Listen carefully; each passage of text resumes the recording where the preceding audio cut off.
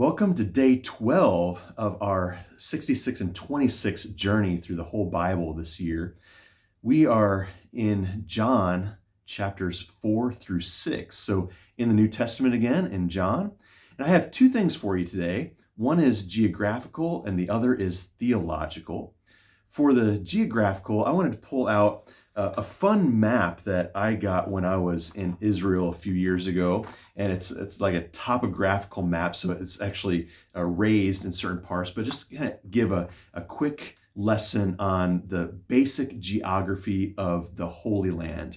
If you think about Israel, Israel is a long and narrow country, top to bottom, so it's narrow across and long going north to south. It's on the eastern side of the Mediterranean Sea. So on the west side of Israel is the Mediterranean Sea.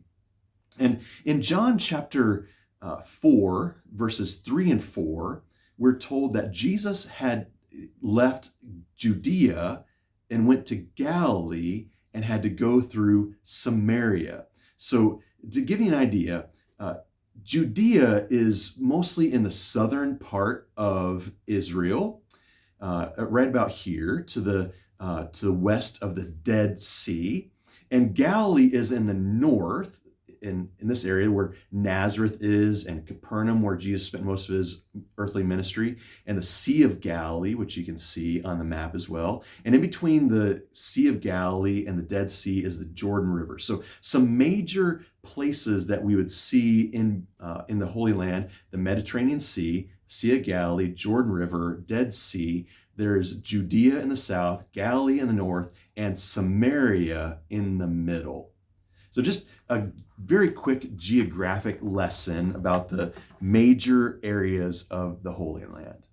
So we see the geography of this as we read through the Gospels, really through the whole Bible, because most of the story of the Bible is locked in there in the present day Israel. Now, theologically, the point I want to bring up is an interesting thing that Jesus says in John chapter 5. In John chapter 5, Jesus says, this is verse 24, "I tell you the truth, whoever hears my word and believes him who sent me has eternal life and will not be condemned. He has crossed over from death to life." What I find interesting is that Jesus is saying here that eternal life is not just something for the future.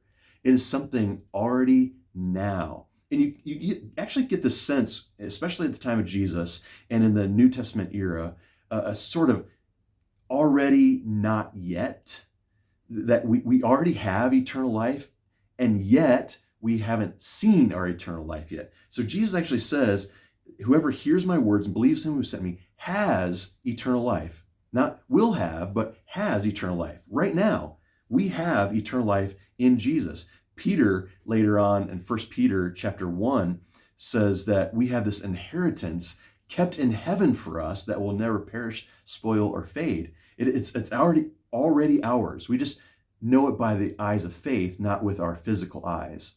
One day we will see it. And Jesus actually goes on in John chapter 6 several times to say, "I will raise you up at the last day."